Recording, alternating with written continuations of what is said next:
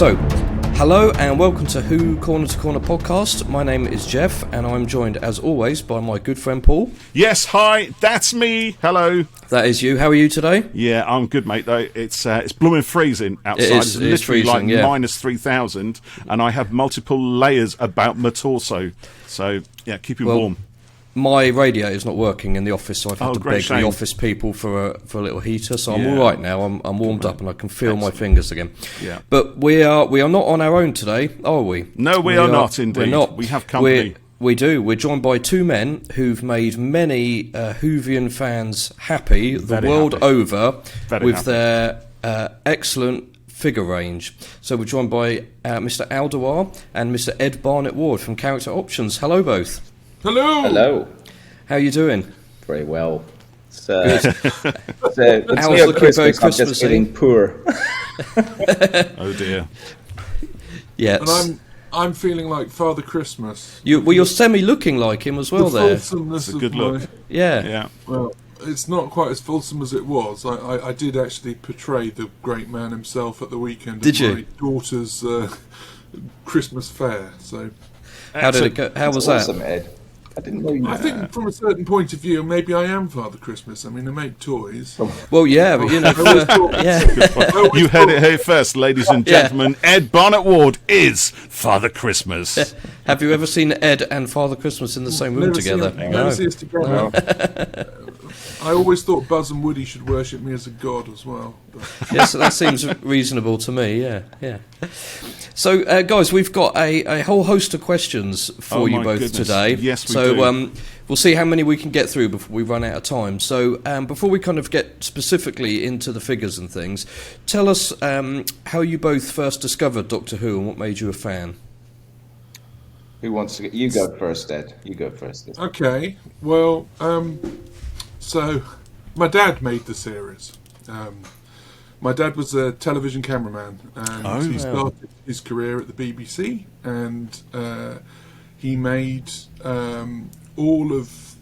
pretty much all of Hartnell's, definitely all of Troughton's, and one of the last things he did at the BBC before moving to the southwest. I was brought up in Devon, and he moved down to switch sides from BBC to ITV to independent TV, but the last thing he did was the colour tests for one of the last things he did was the colour tests for the opening titles of John Pertwee's. Oh wow! Okay, brilliant. First colour titles.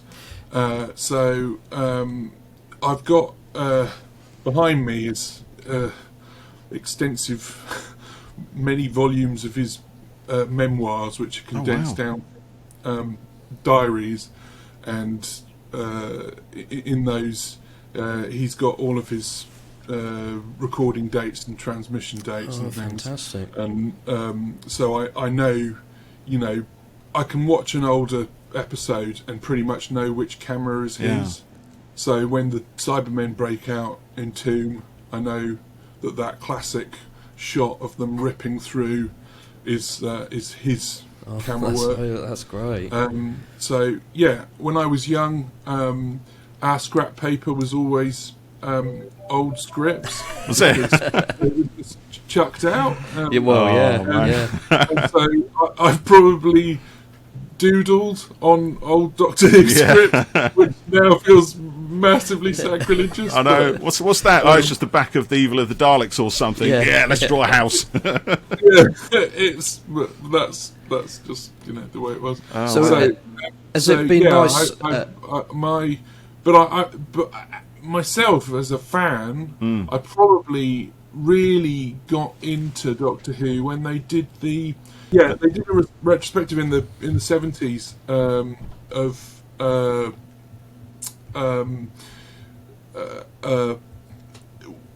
at 6 o'clock on BBC Two. Right. They showed a different era, and that's how I sort of got my Who education.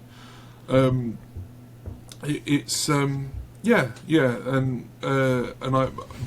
Tom Baker was my doctor, and I've loved the series ever since. Yeah. I mean, that's a heck of a connection to the show, isn't it? Yeah. Your dad was a cameraman. That's awesome.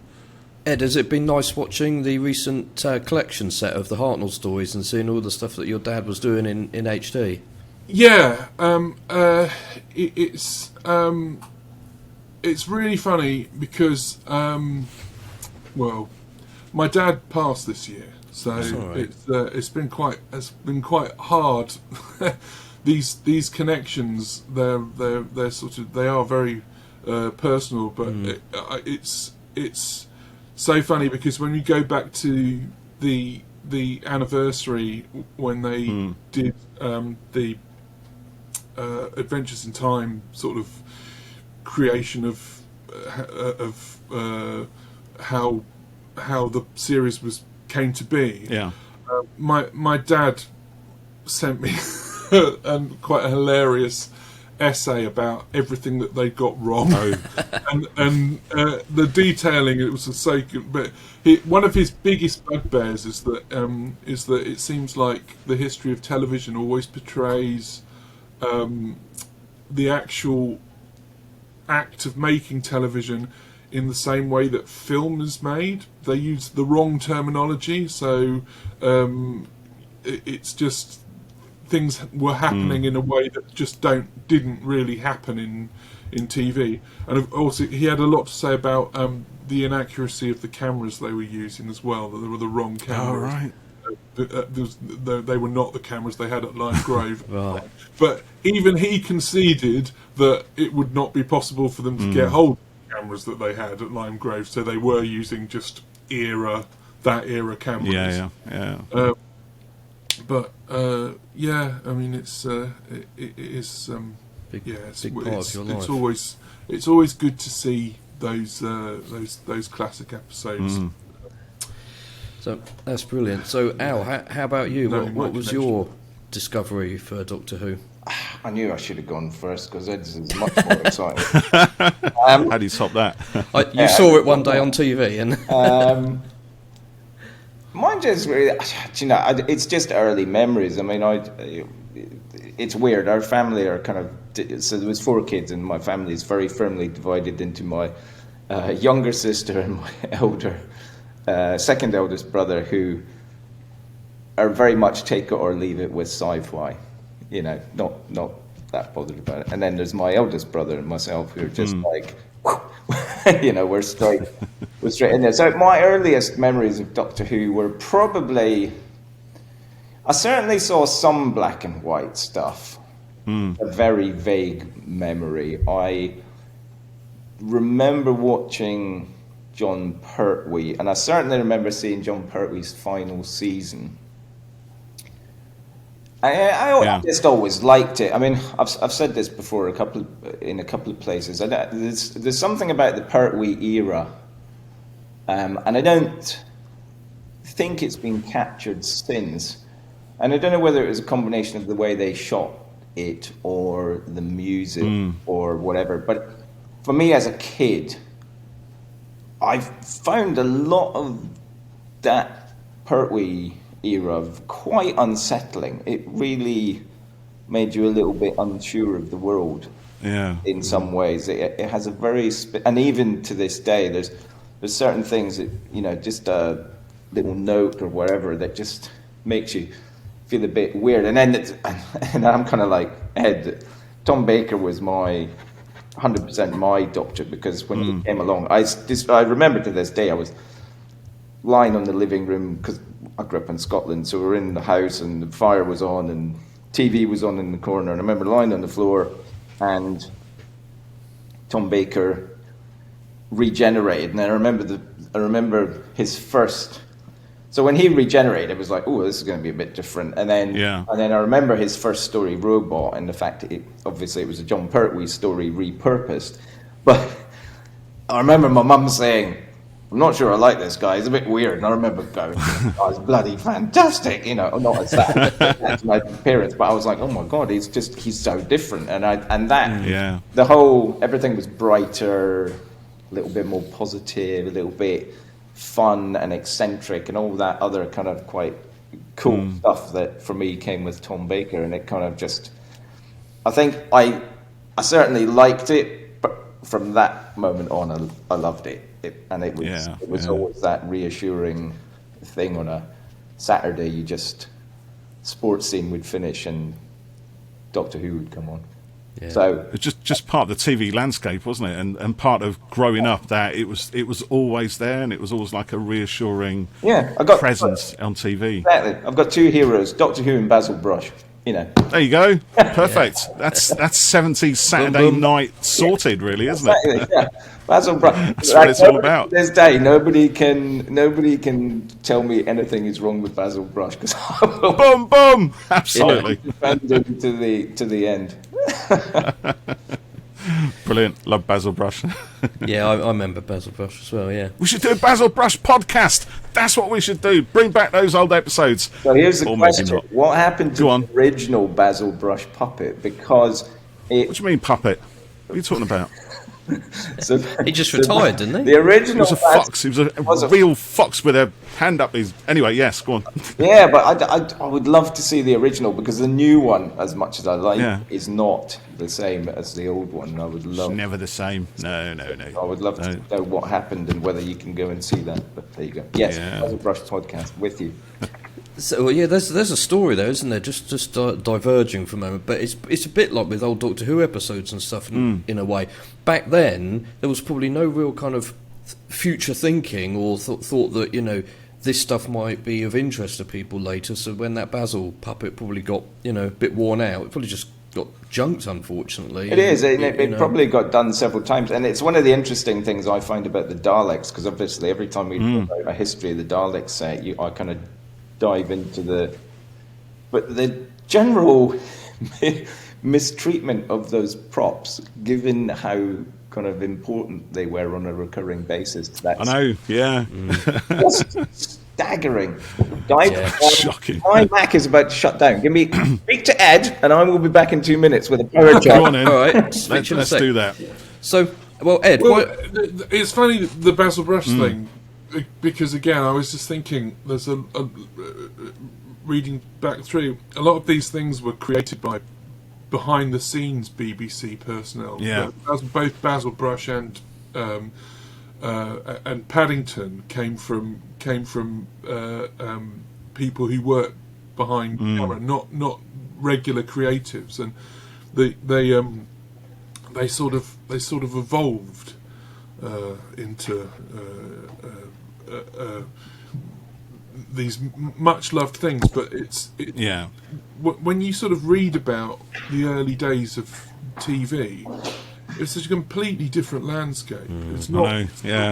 Wasn't there was a much more sort of, I don't know, collegiate kind of people, everyone working together to create something without any much idea what it was that they were doing.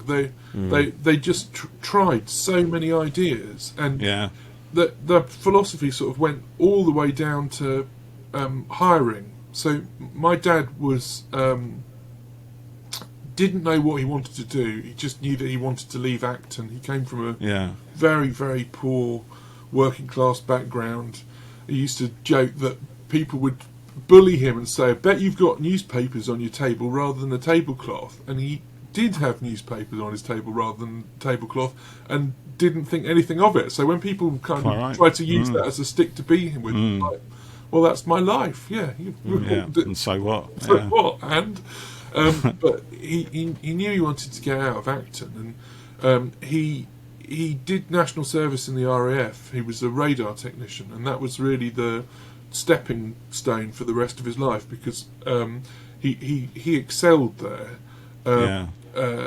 Not having had the opportunity to go to university, and being pretty much failed by the school system, and moving on from it, he was taken on from the BBC because of that electrical engineering background, and they really wanted him for an engineer, but he wanted to be a cameraman, because his older brother, my Uncle Bill, was a lighting designer, lighting technician in movies, and used to take Dad on set when he was very young. So he talks about seeing Ingrid Bergman in Under Capricorn coming down this staircase. It's one of his earliest memories. Yeah.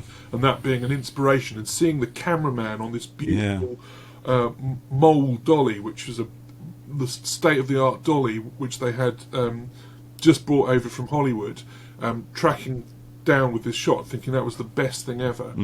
And so he actually blagged his way into the BBC. Oh, did he?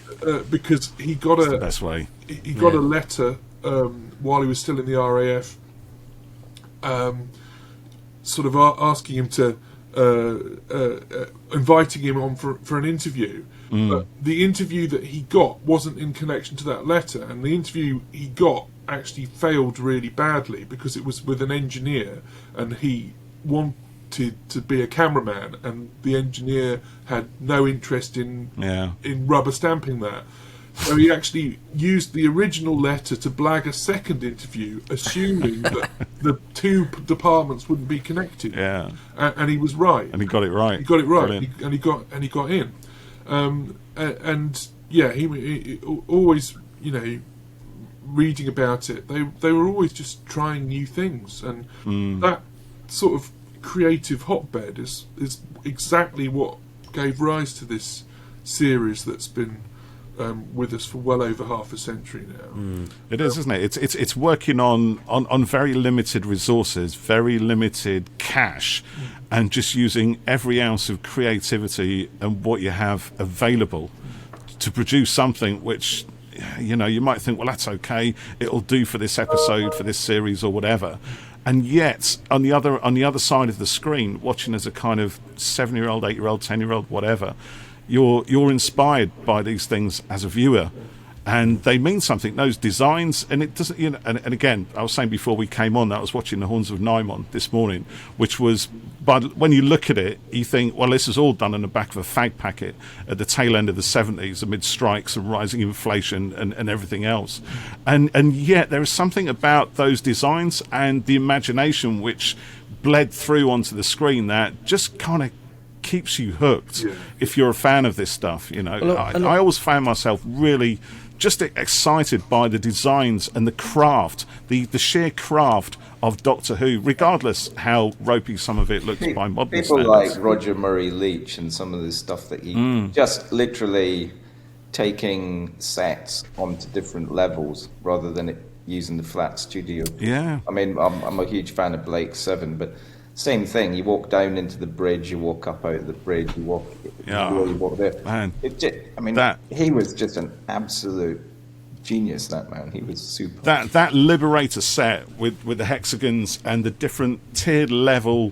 flooring. It's got so much depth and so much character to it, and colour, and it just exists. I totally bought into that when I was a kid, and I still love it so much today.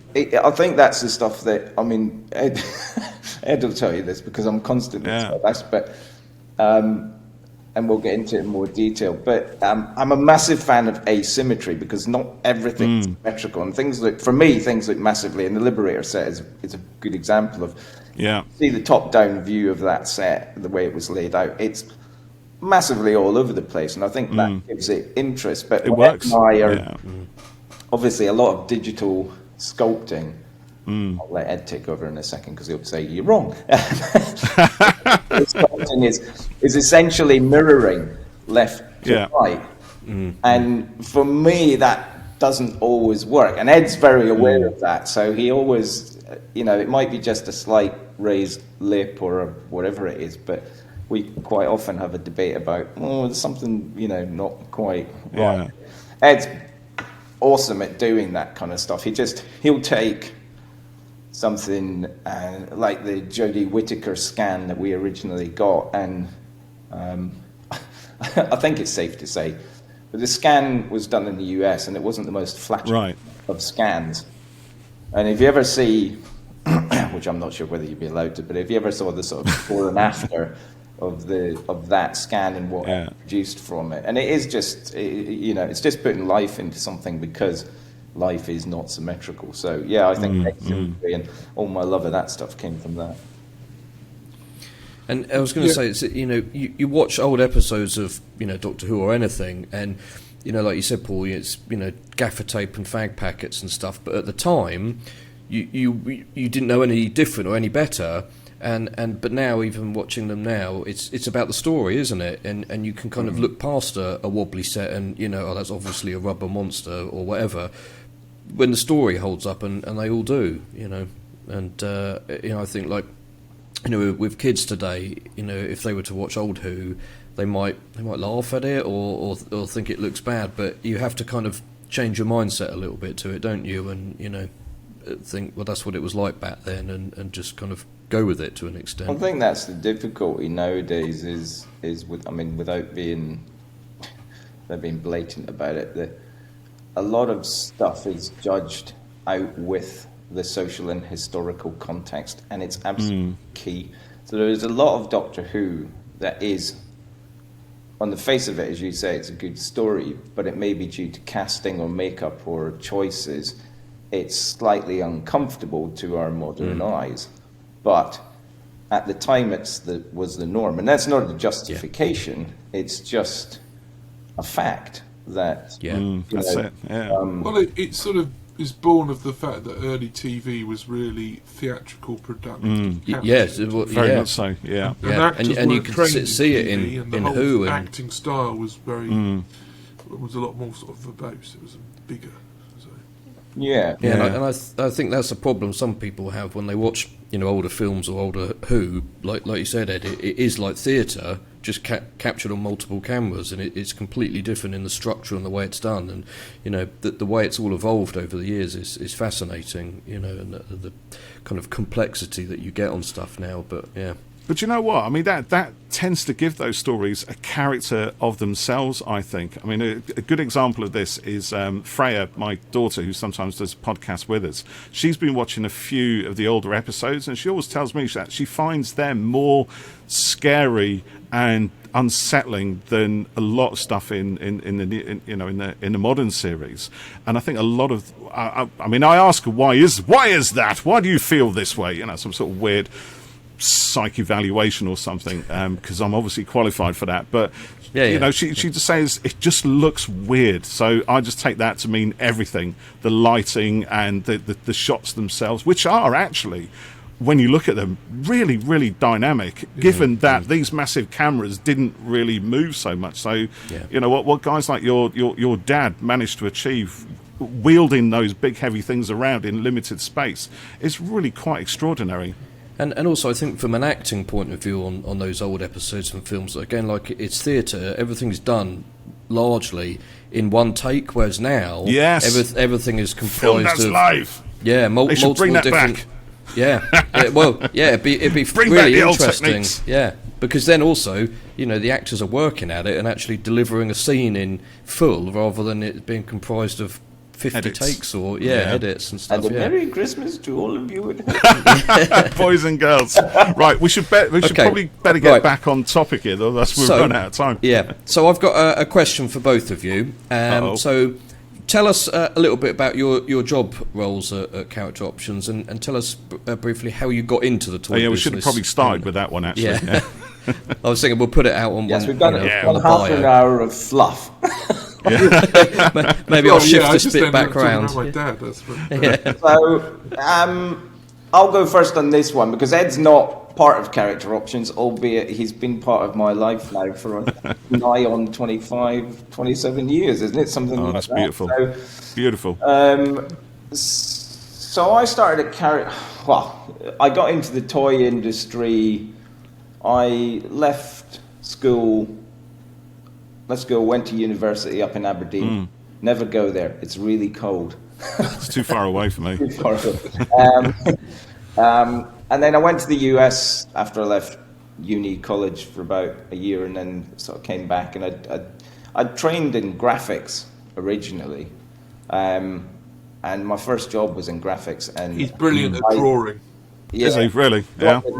And I just basically thought, I really hate this, and I think the people I was working for said, he really hates this. Was it kind of obvious then, was it? Yeah, so I completely chanced my arm and applied to Hasbro for a job I was woefully underqualified for, and it just happened that they were looking they knew they'd get applications from young fools like me. So I ended up going there, and then I was originally in games and then sort of got more into the product design side as it went on. And then when I went to character, that was around 2001. And then we kind of got the Doctor Who thing in 2004, 5. Yeah. But that was really my background. I was originally graphics, but I'd always been very hands-on. I'd always built models. I'd always done stuff. So I've Ed says I'm brilliant at drawing, but I'm actually, I think I'm very good at doing sketches. I'm not particularly good at the sort of high-end, more detailed stuff. But that was really my way in. And then Ed, who doesn't work for us, but you know, he'll tell you. Well, on you go, Ed. No point in me. Go on, Ed. So I went to university when I left sixth form. It was a real toss-up whether I did an academic degree or whether I did an art degree, and I had a dreadful art foundation interview, which was with a real snob who told me that everything I loved had no value. So all of my portfolio was filled with graphic art, my interpretations of Judge Dredd and Batman and the rest. And he was like, "You're just copying." It's like, no, you don't get it. These are characters. This is my interpretation. Yeah, and he said, well, if I was to give you a huge amount of money now, what would you do? Would you go and make a film, or would you try and create the world's greatest painting? I was like, I'd make a film. Well, make a film. That's not even a question. So I ended up going to university and I studied drama and film studies. Yeah. And with the intention of going into the film industry. But due to various unfortunate circumstances in my late teens, I hadn't learned to drive, and I very soon discovered after university that if you couldn't drive, you were totally stuffed with any possibility of getting work in the film industry. Ed, amen to that. I know a number of camera guys who can't drive, or they live in London and think the world stops outside the M25, and I just think you can't do that kind of work and not be able to drive, or you can't do it, like, I should say successfully, that's not right, but you can't do it like easily or as a full-time job when you're limited like that. I looked for another route in, so I fell back on my art skills and thought I'd go into special effects. I had a number of horrendous experiences on low-paid straight-to-video work, the most salubrious of which was a snooker video I did called Q Here for Laughs with John Go. See what they did there. Norman Wisdom, and half the cast of Police Academy.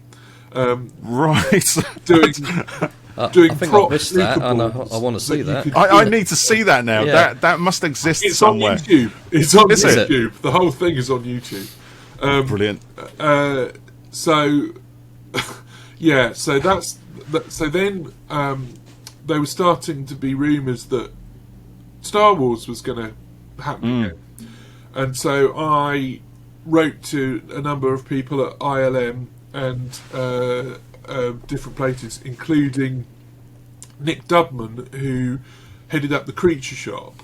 Yeah. And he wrote back to me saying, a really nice letter saying, love your passion, love everything you're saying, but you have no portfolio. You have nothing to show me that you're able to do the things that you say you can do. Yeah. And unless you get more commercial sculpting experience, you're just not gonna fly in this world. No one's gonna take a punt unless they can see you can do the things you say you can do. So I was like, well, how the hell am I gonna? What's commercial sculpting? I've no idea. I was in Golders Green at the time, signing on at Finchley Job Centre, and in those days, before computers, they had all the jobs were on little cards, and I was just doing the thing that you did when you signed on, trawling, seeing if there was anything suitable for me. And there's a little card saying "Wanted sculptors capable of working to a small scale," So I was like, okay, I'm going to do that. Give it a go. And that was with a company called Camelot Industrial Artists, CIA, which no longer exists. And I was hired as part of a bet, I discovered afterwards. Part of a bet? Part of a bet. So the person doing the interview they were two partners in the firm, and he bet his partner that the next person that walked through the door, if they had any minuscule amount of talent, he could turn into a sculptor. So I was hired on a £1 bet. All like trading places all over again. I found out what they did. I knew that one of the things they did was a series of little figurines that Vivid Imaginations used to do. Monster wrestlers, Monsters in My Pocket. Oh yeah, I remember Monsters in My Pocket. So I sculpted myself as a monster wrestler, a caricature of myself as a monster wrestler before I went to the interview, and that was all I had to take. So then that's it. I trained in traditional sculpting. I hadn't, like, loads of the people that I was with had done art degrees, so their knowledge of anatomy and everything was way ahead of mine at the time. But I trained traditionally. I did monster wrestlers, bubble bath bottles, and Camelot worked for Hasbro, so started doing work on things like Action Man. I remember Action Man. I ended up setting up a branch of Camelot in the US. I was there for a couple of years in Los Angeles. So that time I did things like Playmates Simpson figures, Lord of the Rings, WWF wrestlers, WWF as it was, now it's WWE, but WWF wrestlers for Jack's Pacific, like Rock and all those kinds of things. But I was thinking, am I wrong? I'm going crazy, Al. Was Character the Really Useful Games company before it was Character? No. Is that a separate? I'm fusing things in my befuddled mind. You're not. You're not wrong in that a certain person we both know was running the Really Useful Games. That's the connection, because they got bought by Character. Yeah, me working with them, because the first things I did was for Really Useful Games, and that brought me into Character.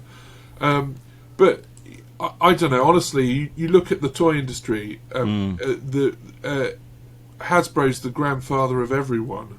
There's like Hasbro trains people and spits them out around the world, and then they take the people who they work with them. It tends to be so.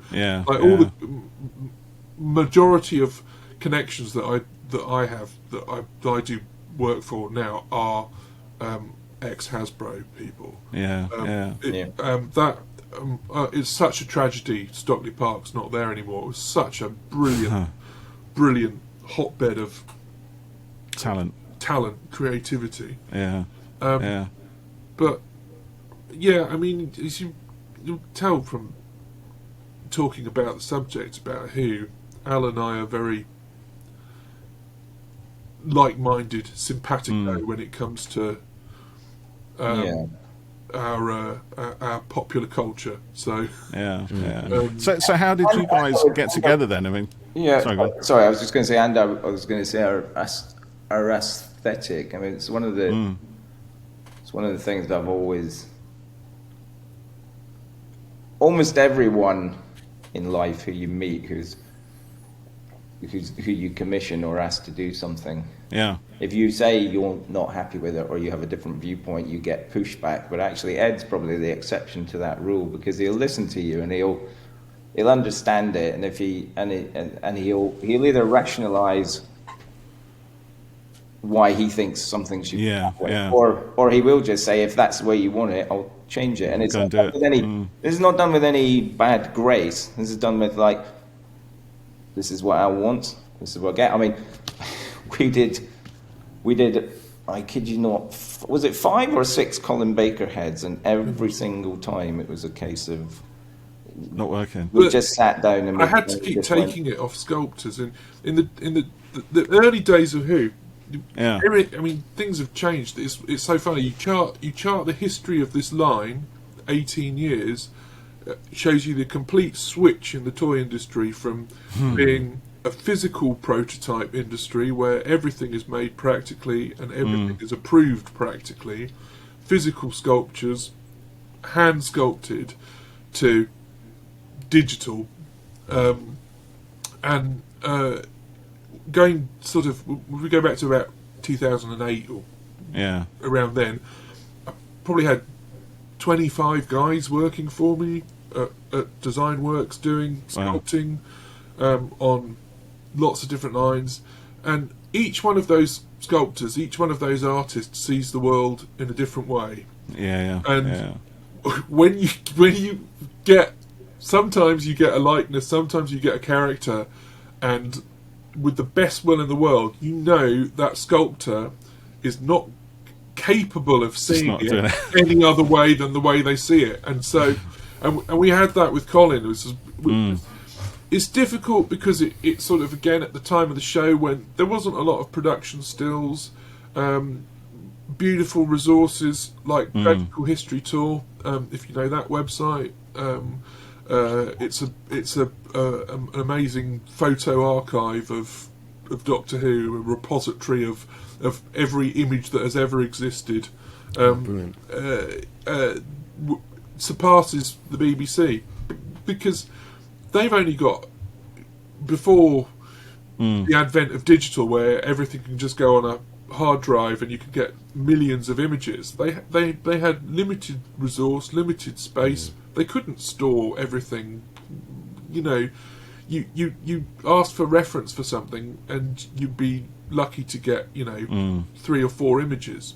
Right. Which, as we always say in the trade, any model's only as good as the reference you're able to provide for it. You can't make something look just like it looked on screen if you don't know. Yeah. And sorry, I'm just jumping in there, Ed. Go for it. Well, so it's weird because in the old days when Ed was doing these physical sculpts, one of the great things was you could put it in your hand and you could turn it this way and that, and you could look at it, and it's very strange how when something's in a digital medium, I find it much more easy to miss things because it's not something I'm spinning in my hand. I'm looking at renders and views and different things, and actually having something in hand and seeing it at the scale it was intended is a completely different thing. And it's what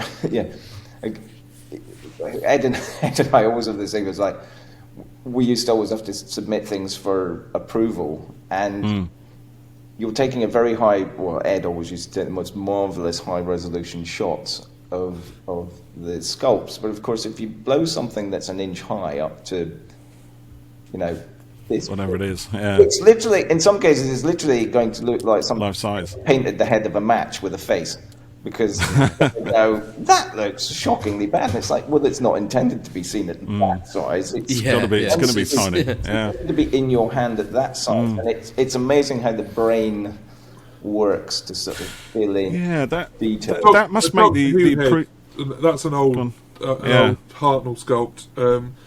15 millimeters they are, cross. So it's like, that's it. Those when they were 15 mil wide, and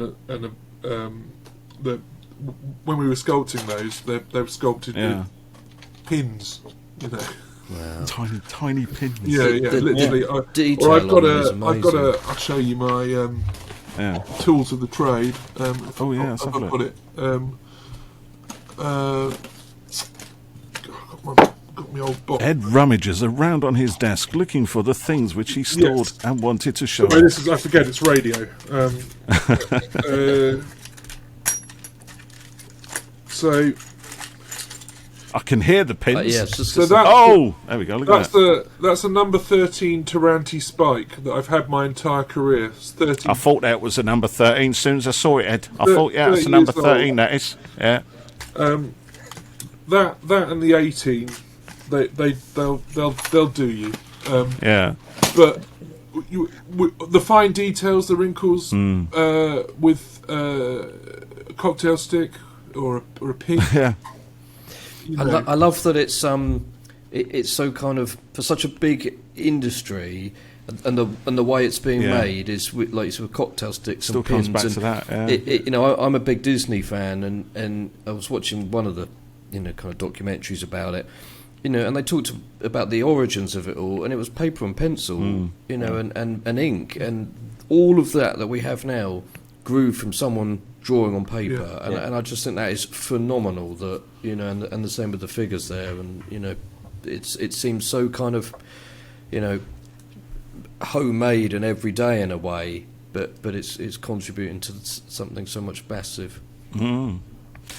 Can I ask? Do you ever get the actors in? Are you just working from reference material? Do you scan their faces? Ed and I, when scanning first took off, Ed and I did. We did have a couple of occasions. We had Ian McNeice, and we got to scan everybody really from David, sort of Matt Smith forward. I would say everything was scanned, and I think that's right in saying, Ed. I've got another question actually. As fans of the show, as you both are, it must feel like a dream come true getting to work so closely, on the show and with the figures and everything. There's absolutely no doubt that I have made some amazing memories doing this job. Some utterly surreal and beautiful experiences I've had. So when we did the Carrier Nights for the Shakespeare Code, we had an opportunity. They hadn't done any production photography, and I was like, we need to know what these creatures look like, because we can't make a figure without that. Witches. And so they were like, all right, well, they're shooting. It's December. It's 2 weeks before Christmas. They're shooting in the Globe Theatre. Go down to the night shoot and get what you want. Take some pictures. So I went off down, and then I arrived, and everyone was really nice, but they were basically, I'm really sorry, the shooting schedule's completely upended. I'd arrived at like 11:30, and they said the Carrier Nights won't be available until about 4 a.m. So it's like, you can stay, and I was like, I will not be functioning tomorrow. I'll do an all-nighter tonight. I will come back. It's like, and I was like, oh well, just stay and watch a bit. So they were shooting the crowd reaction scenes from when they break out, and they did that, with effects. So they had one block of completely full audience, and then everyone moved around and slightly changed their costume, and then they worked their way round. So I go into the Globe, and they go, okay, so go to the other side where you won't be seen, and sit down. There's a group of people over there.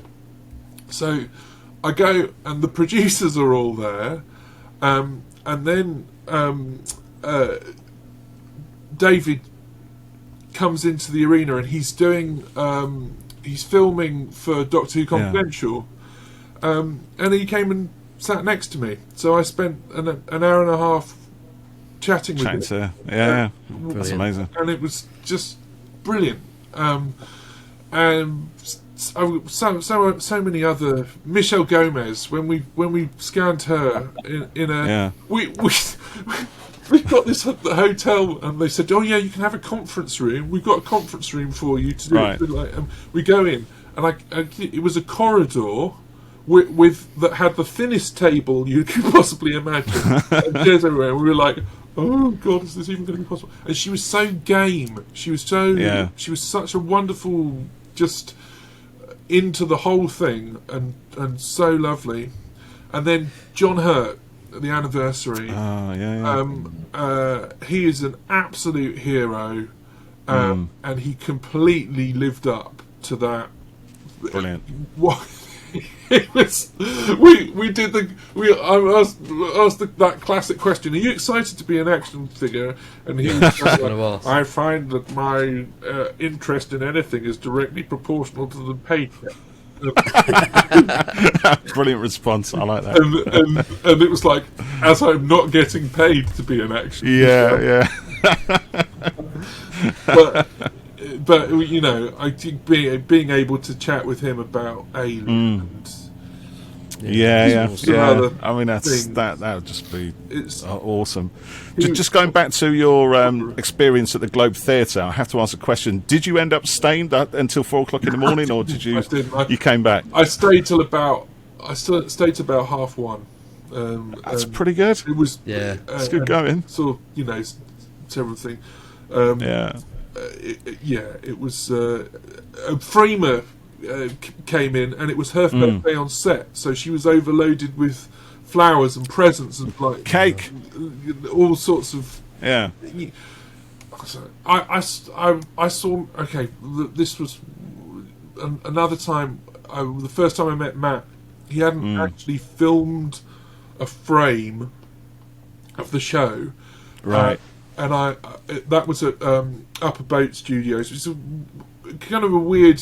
I mean, they don't do this when it was at Roath Lock. Yeah, that's a very traditional kind of studio environment. BBC Studios, you know, you're in a studio.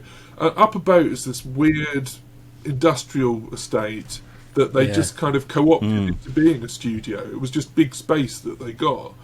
And so you go there, and there are these sort of gloomy 80s, slightly ramshackle buildings, industrial estate buildings. And I pulled up in our car in a this part of it is just sort of empty offices, and Matt was rehearsing in this, and I just sat and watched him, and I thought instantly, he's going to be brilliant. He just had an energy about him, and he was again right from the minute. So I scanned Matt in a little prop store off the main prop storage area of the Upper Boat, which contained like iconic props from the last few years. The Doctor's hand was there in a bottle. Oh, that must have been pretty cool. It was all... Ed, was that because we scanned? Oh yes, it would have been. Sorry, you're absolutely right. I was going to say because we scanned Matt again, but that was when he was with Louise Coleman, wasn't it? And that was at Roath Lock. That's right. That was when it moved over to Roath Lock, and actually did him 3 times. The BBC got me into TV Centre because they do these promotional packages, which are literally just things that people can edit together who are doing a story on Doctor Who around the world. So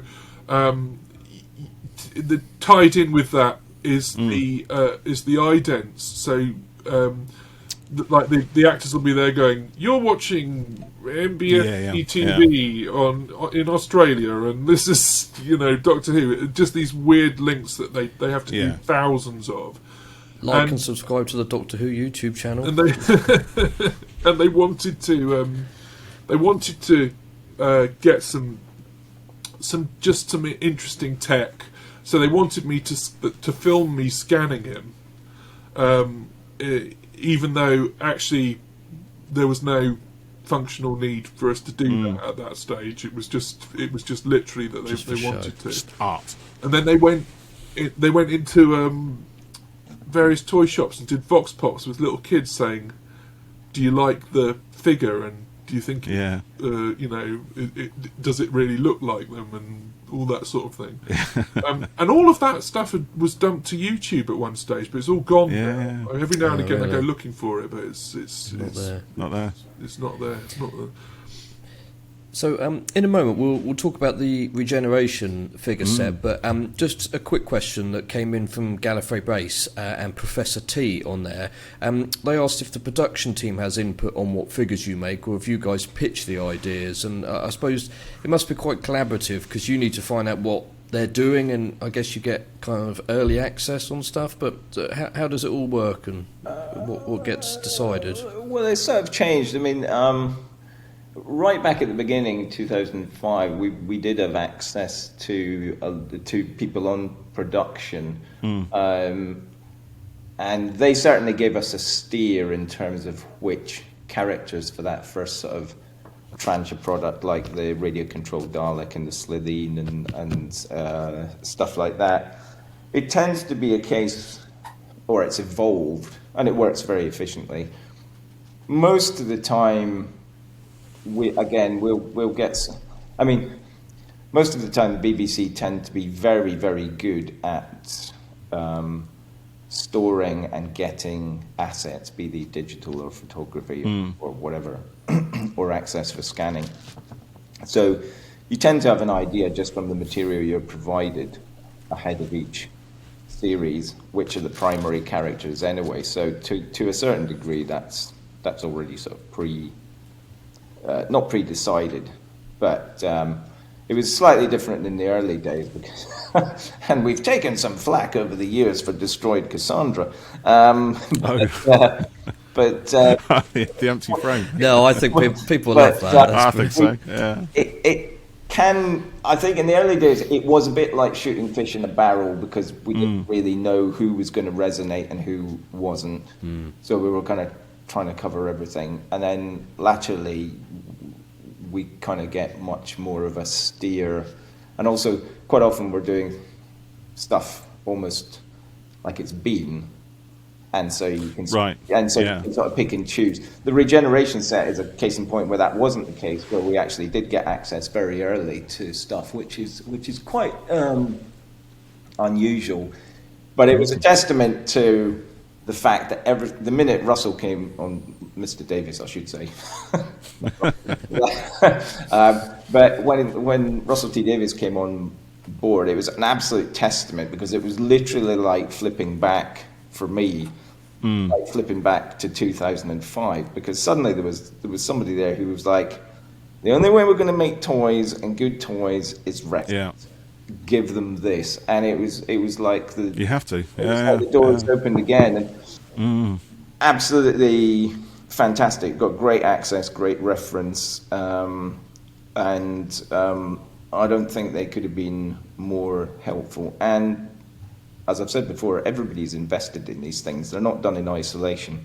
Toy company isn't doing their thing in isolation. Production's not doing their thing in isolation, because it's all, whether people like it or not, and it's all commercial at the end of the day. Exactly. To make money, and a lot of that money goes back into production. So it's a sort of self-sustaining system. So it's I would say it started very much with a lot of access. That diminished over the years. I think Ed and I scanned and got access to every single Doctor and every single assistant and talent from 2005, literally up until the Whittaker era, when that literally stopped. I think we were given material, but we never got a huge amount of access to. We didn't direct it. Props and materials. Why do you think that was? Secrets for keeping things secret? It did become very secretive, and understandably, you can understand why it becomes secret. The only thing I'd say is, on the flip side, again, there's a level of trust, and again, it's back to the Russell T. Davies pre-era and the current era, which is, it's in nobody's interest to leak information. No. I mean, a testament to that would be the Regeneration set, wouldn't it? Because you would have known way before the rest of us that David Tennant was going to be the Doctor, and you'd have to do all your, everything to get it signed off, to get it modelled, to get it built, to prototype, to 5 months ago, construction. 5 months. Yeah, and tell nobody us how the set came about. That, so. Ed and I were, you're absolutely right. We knew. Way. Jeff pulls out his two figures there, Dr. 13 and 14, waving them around. Sorry, Al, go on. Yeah, no, I was just going to say, so I get slightly, I think, in fairness, I think we had one leak once, and it wasn't even us. What happened was that the werewolf, I think, had appeared on a sales sheet, and through nobody's fault, it went out to a it does happen sometimes, doesn't it? You know, you see it with Marvel stuff. You know, I saw the other day on Twitter a cushion for the next Captain Marvel film had appeared in Brazil or something, so the new suits got revealed months early. How's a cushion? It's often Lego sets, isn't it? Lego sets as well, but then they're not always accurate to what actually happens in the film, are they? No. So you get excited about something, and then actually it doesn't happen at all. But or sometimes I don't know if you guys have ever had this, but there was quite an infamous Hulkbuster figure made for Infinity War with the Hulk coming out of it, and that never ended up happening in the film. So there's all these Funko Pops and giant figures of this thing that they changed their mind about at the last minute, and I bet the toy company were unhappy, to say the least. But those kind of things can happen. I'm trying to think of stuff. Well, I mean, obviously, way back in the beginning, we sort of had our. I think we were, everybody was pleased as punch. The Christopher Eccleston Ninth Doctor figure came out. Oh yeah. Literally, he ended up on. The Jonathan Ross show basically announced that he was leaving, and the headline the next day, I think in the Sun or the Daily Mirror, was, "Oh, toy company is going to have to scrap all this stuff," and it's like, no, we're not. No, you're not. Like, one, that's a new series that's coming up, and two, have you any idea how rare that stuff is? It's exactly. Yeah. Suddenly the price just rockets straight out there on the collector's market. Prototypes. So it's the one. Do you want to tell us a little bit about the Regeneration set? Because I can see you've got yours behind you there, Ed, and I've had mine for a few days now. Thanks to Al, made a little film with them. Gosh, it's difficult. From my point of view, it was an interesting process.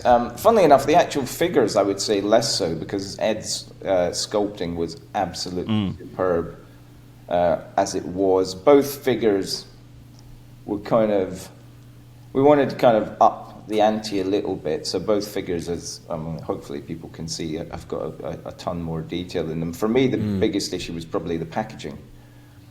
We had very few assets to go on, and we were working for weeks and weeks and weeks on the packaging, just giving different concepts. We finally arrived at one. There it is. And nice and simple. We finally arrived at one and sort of submitted it, and the kind of the feedback was, I think I'm safe in saying the feedback was, it's a little bit sort of uninspiring, and weirdly that was kind of like a red rag to a bull to me. So I've got it on my phone somewhere, but I kind of literally, in the space of the weekend, I literally sat down with my sketchbook. I've still got it. In fact, I found it yesterday, and I literally drew that pack exactly as it has turned out. It's one of those things where you just go, actually, it's a good point, and I take that on board, and 100% I agree. Let's do something different, and completely. It got turned on its head, and it's a lovely box, and that kind of. To mark that, transition from Jodie's Doctor to David's again, and to do something special with it. And I think in the press release about it, you kind of talked a little bit about that. And it was just it's just little things like if you do something premium, you just look at what people do with premium boxes now, and it's things like. And it's funny, you don't see it until you get it in hand, and even in the photography it doesn't come across, but obviously the spot varnish that's on there versus the matte, and the beautifully reimagined logo that the brand team have. The new logo. The new old logo, I mean, God bless them. When I saw that, I love the diamond logo. I've always been a big fan of it. We went down to the studio, and they literally, I think they at the sort of presentation told the licensees they had a sort of 9-foot diamond logo, and I was literally like, beautiful. If I could steal that, I would. I don't care. I'd just nick it. Hanging on the back. Yeah, and it's weird. Design drives a certain Because obviously there's a certain deco 1920s feel to that logo because of the way it's done. So actually it lends itself to a slightly more minimalist approach. But the aesthetic has to align with that slightly deco feel. You can't just start adding stuff because it then starts to feel like it's clashing. And that was what was wrong with the packaging at the initial bit. I don't think anybody was happy with it. So it wasn't a surprise when I got the feedback. And then, like I say, it was a valid point. But it was that thing that, because I love a challenge, it was that thing, that sort of feedback that kind of made, actually, we can do better than this. And we can fired you up a bit more, And that's not a bad thing. That's not not at all. No. So you've done. There's a first, I think, for you guys in the figures on the 14th Doctor, isn't there, with his upper arms? Is that right? No. We're talking about Jeff, so that they can do that. Okay. Well, we're talking about the ball joint arms on the 10th Doctor that never materialised in the B&M set. But suddenly, and it was exactly for that reason. It was my cock up, because I basically these things were happening in parallel simultaneously, and I was like, right, we'll put the ball jointed 10th Doctor in the B&M set, no problem. And then at some point, I had a conversation with our engineer, and I went, sod the B&M set. We're going to put the ball joints on the new figure when it comes out. So the 14th Doctor's going to have the ball jointed arms. We left the text on the box. And in the press release, funnily enough. I think I saw people talking about it on Twitter. Imagine our consternation. No, it was just one of those things where, and in reality we could have done both. But as I say, we were trying to up the ante with this figure anyway. So yes, it is a first, and it's much, much nicer. But I think it's good to move on and actually. Small incremental changes, keep things lively, keep the energy fresh. Also, it's a premium product, and the exactly. Stuff. It's not that I'm not being negative, and people never, it's not budget. Well, it is of a sort. You can't get an action figure out there under. I mean, I saw some Star Wars action figures yesterday, and they're averaging between £25 and £30 now for a 6-inch. It's crazy. And our figures average between, like the premium ones even average between 12 and 14 a piece, and the M ones you're picking up for basically £7.50, something like that. It's an absolute bargain. It is, it's fantastic, and this set is worth every penny for it, I think. I mean, the website crashed, didn't it, when the orders went up? Yes. And I think that kind of shows the popularity of it all, but also the interest and that desire to have something kind of special like that. And I remember being here at the office, trying for like 2 or 3 hours for why is the site not working? Well, you did that. You keep refreshing the page, waiting for it to come up. Come on, I need it. It's like trying to get concert sub tickets to Glastonbury. I need my Doctor Who figures. Yeah. I think when it's kind of all. I mean, I think it's a great. I think it's a great sort of swan song for Jodie's character, because her costume never really changed drastically. I know she had the and stuff. I love that costume now. All the Doctors, echoes of all the previous Doctors is fabulous. Yeah, and Ed and I had fun, because I think I texted him on a Monday morning and said, we forgot the arms. Oh no! I was going to say that must have been quite a challenging one to put together with it, because again, you're saying it's only a small figure, and it's got to have a lot of detail into it. You've got to see the question marks on the jumper, the pattern, the weave on the scarf, and everything else. And the celery as well. It all hangs on the sculpting. By the way, we didn't get the arms. Ed had just forgotten to send them across, so they were with me by midday. He'll tell. I mean, it's an interesting one, because quite often what we do now is we do a high resolution scan, and we give that to Ed, and then he will sort of. So we had the original figure, and Ed then worked from some of his original data as well, because he had all that from before. So Would you rework any of the older figures with the new articulation? Would you go back to any of those and vamp them up a little bit? It's We're having to leave Mazelle. I never say never. I think I do have and it's a personal philosophy of mine, is if ever we re-release a figure, I never try and make it the same as the version before. And sometimes that annoys people. But for me, something has an intrinsic value at the moment it's made in that moment. And so I don't see and I don't like the point in diminishing the value of somebody's collection because he has Davros Mark 1 from 2003 and we release Davros Mark 1 and we change all the paint ops. For me, it differentiates it, and you know, it doesn't matter whether it's improved or lessened or whatever. But I don't like retreading old ground. Well, it's a challenge, like you said earlier, isn't it? You know, the honest answer to the arm thing is we would change it only if it was necessary. But these, again, a lot of them are for the B&M line, so they are a moment in time. I've got some maybe quick fire questions here for you guys, so we'll run through some of these. Go on then. For a minute. So, what's been your biggest selling figure?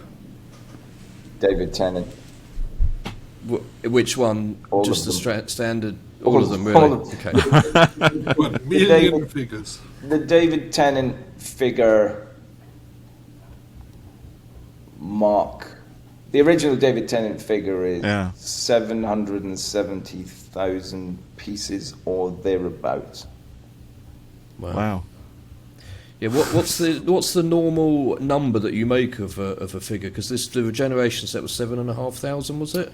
Yeah, it's changed it because we do stuff. So that has changed, and that's primarily because at mass retail, Tesco's and your Argoses and whatever, Doctor Who currently doesn't have a presence, and I'm sure that's going to change. But that means that in essence, it's kind of moved towards the collector part of the market rather than kids side of the market. And again, I'm 100% sure that's going to change going forward into the I hope so. series, and I hope so as well. But so that's meant that the volumes made have sort of not dropped, but they're, you know, the idea is to buy in and sell out. You don't want stuff left on shelf. So somewhere I would say between 7 and 12 is about normal currently.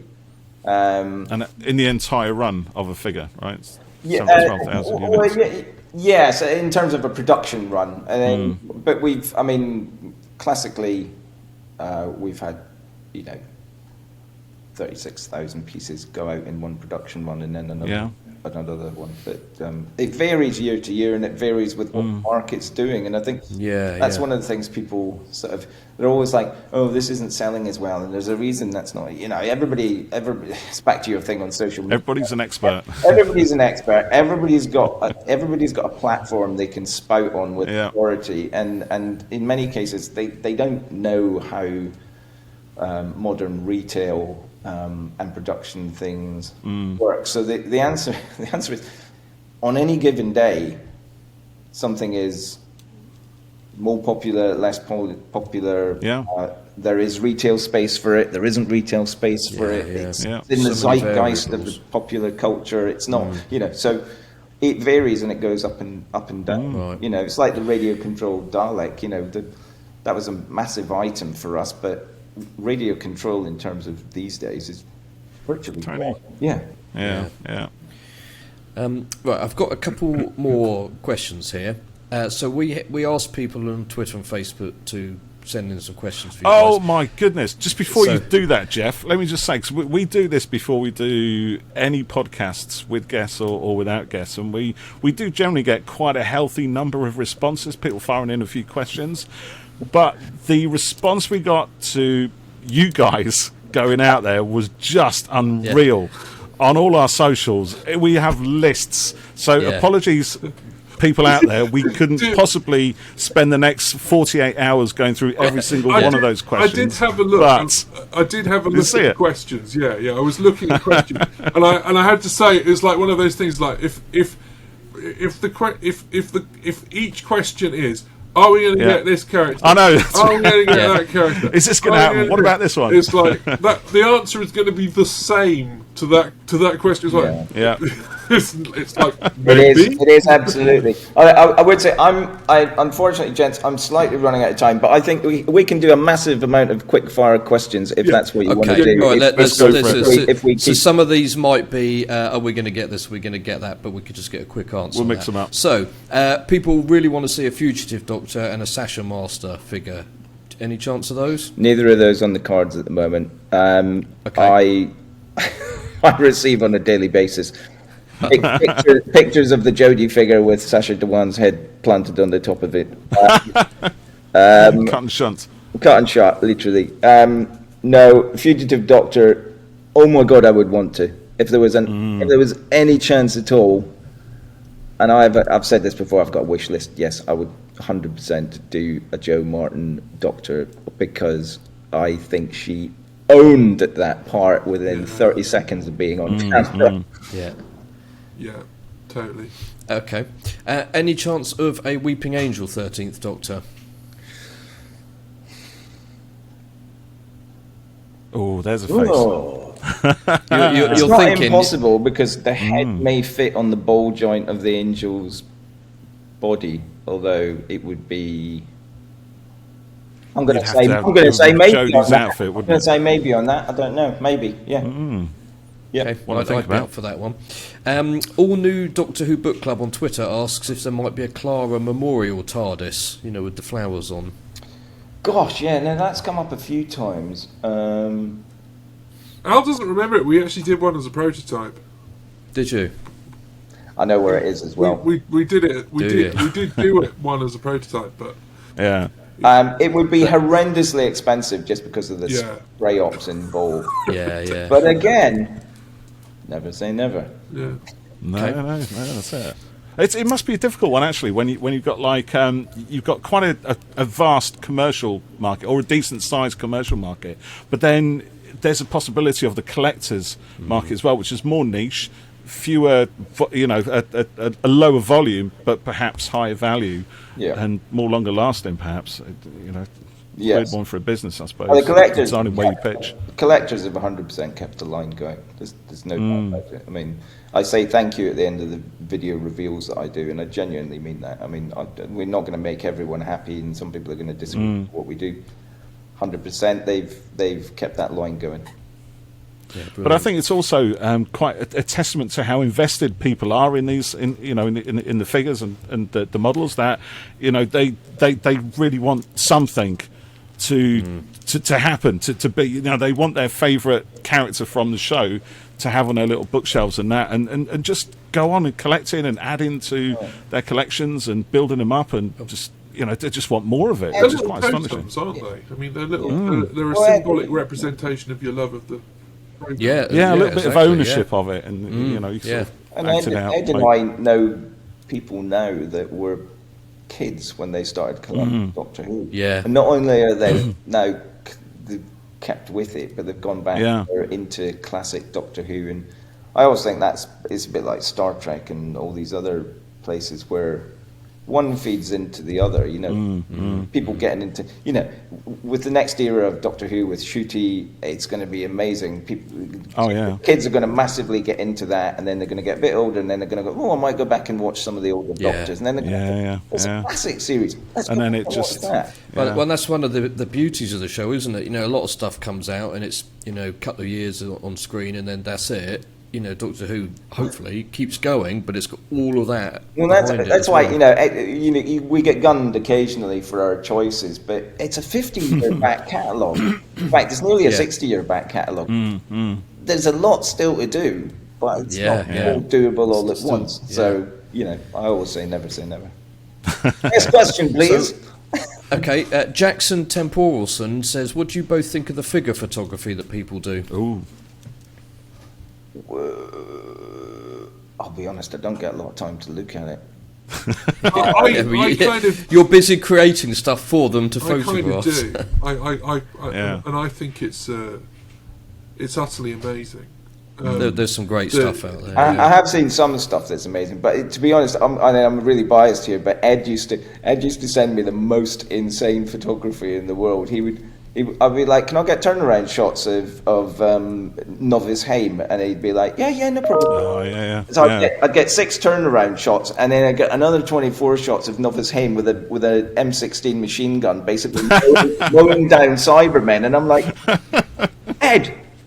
That'll be why I'm yesterday, and I've got 24. I did it. I did it, and I would always, when we had new ranges, new sets, because I'd like to do little vignettes and with them together.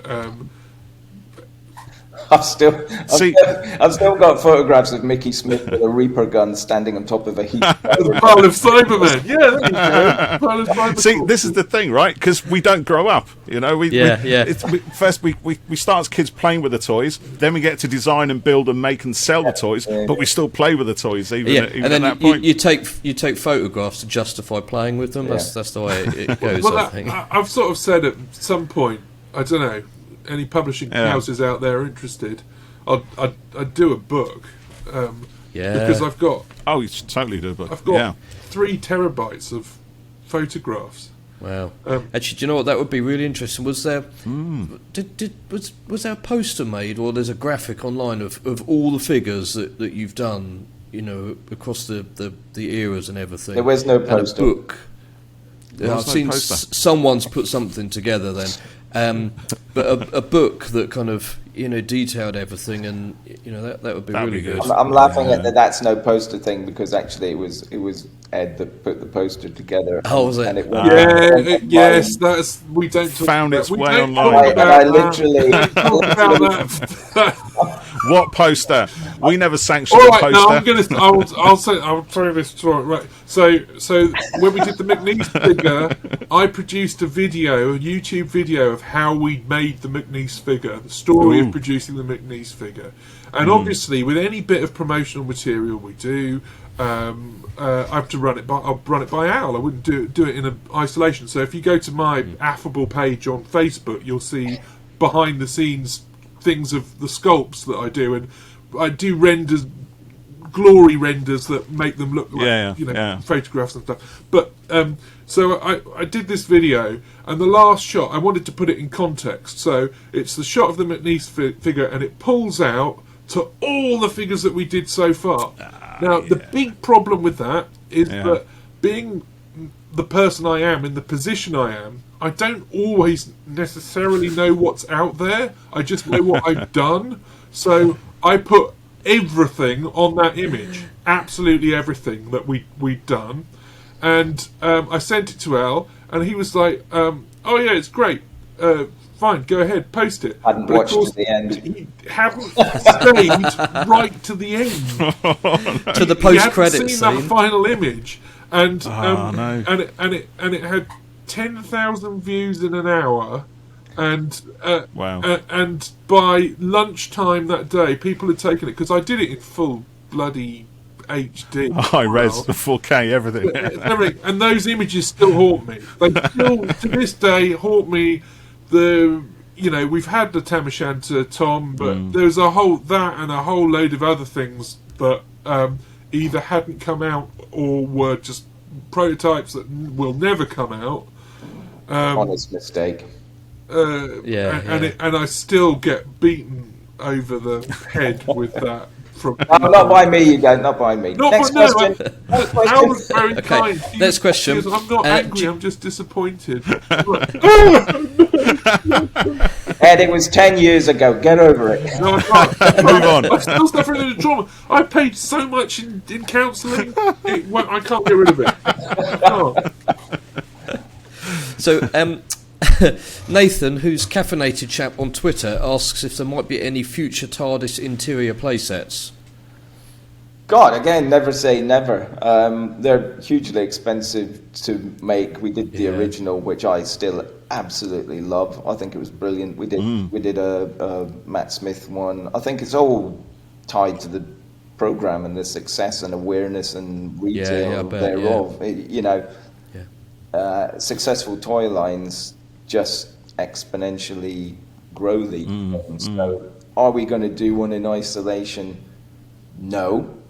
Are we ever going to do classic consoles? No. But never say. I know. I'm just being honest. No. No, it's good. It's good. Have to build your own out of a Weetabix packet. Sorry, Jeff, go on. Yeah. Callum Sweeting on Facebook asks if the history of the Daleks range will continue and will it cover the modern series? Yes, it will. It will, and it will also have some corrective measures. Well, our original Dalek proportions were... Ed's eyebrows are going there. He knows. Well, the original... The original Dalek we produced in 2005, the proportions were absolutely all over the shop. There was a confusion.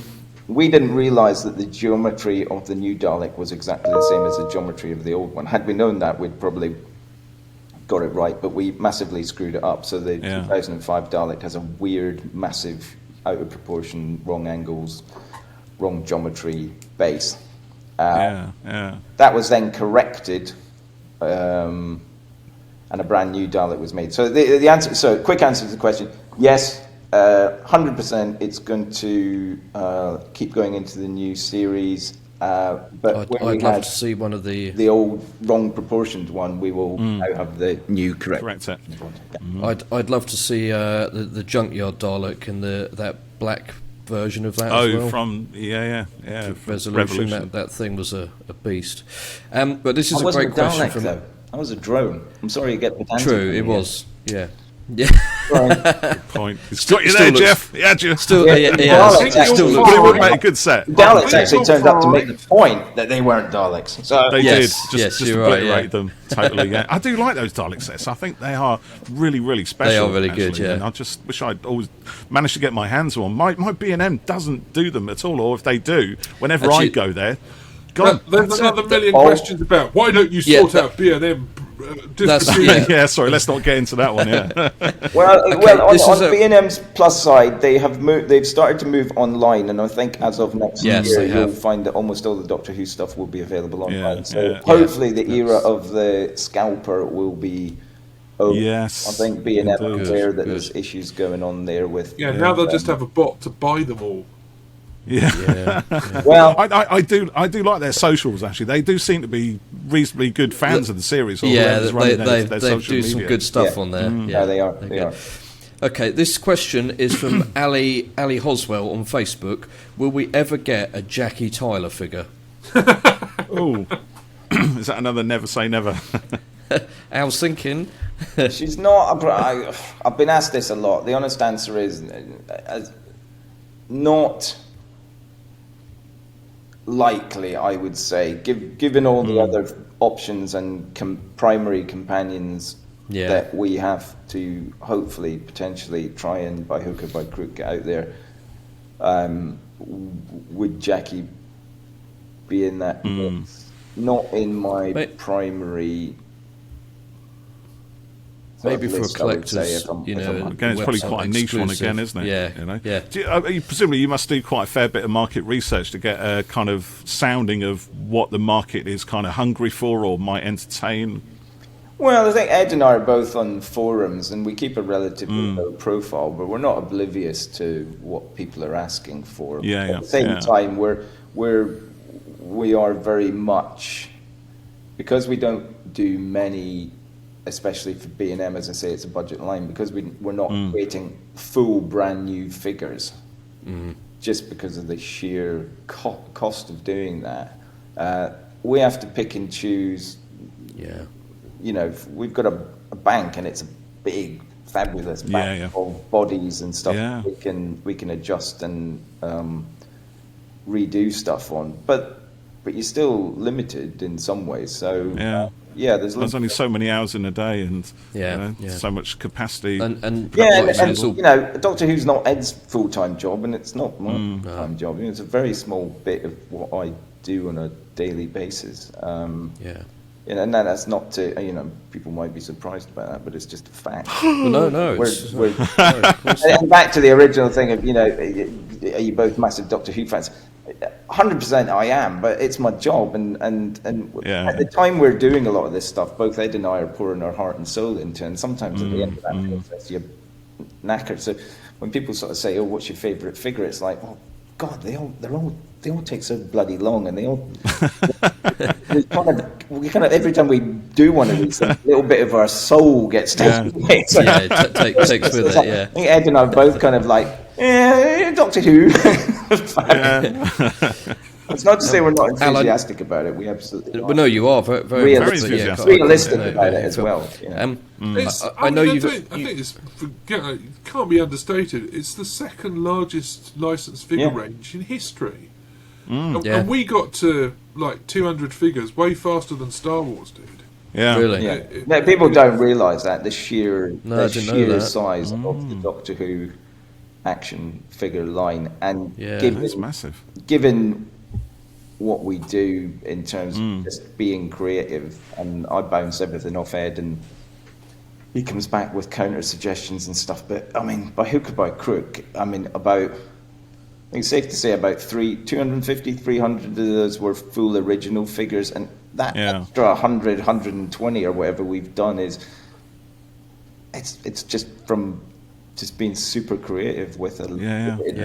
And I love the dark coat version of the 13th Doctor. That must have been a win for you guys, like an extra figure with just a new paint job on it like that. It was nice. That inverted palette I actually got better than her original one.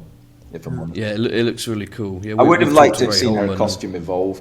I know she had the tuxedo and there were variants of her costume, but unlike, I think, with the exception probably of the Eccleston Doctor, but even he had the changing jumpers. Different T-shirt now and then. To episode, but she seems like one of the ones where the sort of colour palette and almost everything was set fairly rigidly, and it would have been nice to see it didn't change a huge we had the Chinese style thing in Legend of the Sea Devils, so there was that. That was cool. And also in the last story there, quite a few changes. That's what I mean. It's like the I know what you mean. Specific tuxedo in this, rather than Tom Baker 7 years and he had X, and given that she did 3 series, but they were spread over 6 years.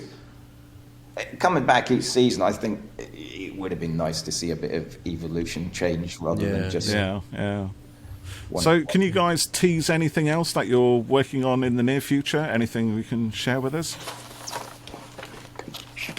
Oh, Ed's what are you reaching for, Ed? Oh, what was that? That was so quick. Who can say what? Well, you could, Ed. You could say. Yes. Oh. We're working on History of the Daleks, set number 14.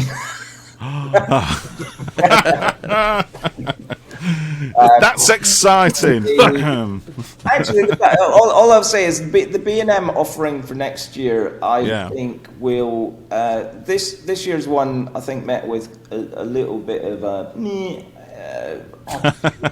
partly because due to some very particular circumstances, we had a massive switch around and we had to do some stuff really fast, and that line came together fast, but it was perhaps, admittedly, it was perhaps less creative than it has been in the past. I would say that... right. I'm not giving anything away. All I'm saying is I think if it happens, there'll be some... I think people will be really quite... And nothing's kicked off yet, but if it happens, I think people will be very excited about next year's B&M line. Ooh. And we've thrown a couple of specials for B&M to choose either one or all of them as well. So those are in there as options. And that's re-releases of some figures that people have wanted re-released for a while. Okay, well, that sounds very exciting. Cryptic, hopefully that will please our listeners. So, Al, I know you have to go in a minute, so I think one more question. Go on. How's the 15th Doctor figure coming along? Very well. Well, it's not coming along at all at the moment because we haven't scanned Shooter yet or been given any scan data. But if you're asking, is there going to be one? 100% there will be. So, have you seen the costume? No, we haven't seen. Okay. That's what he was getting at. Oh, Jeff, that's a bit sneaky for you, mate. What's the Sonic look like? What's the Sonic look like? That's the other question. Describe it to me. Ninja-style questioning technique. It looks like to be honest, do you know what? All I've seen is the bit in the trailer where he's clearly wearing Tennant's thing, white shirt and tie. But I thought it was a fabulous little second intro to his Doctor. Yeah, they very exciting. Do these little teasers, don't they? And we hang on it. What the hell is going on here? Yeah, it's great buzz. It's great buzz about it. Yeah. I'm trying to think of anything I can let you know as a... I have one little exclusive thing I can let you have. Okay. Yes. Tensor hooks. So people will have known for quite a while that the Emperor Davros figure, we had lost the tooling, which is why we could never re-release it. We found the tooling. Oh, wow. Excellent. Exclusive. We have the tooling of the Emperor Davros. It's complete.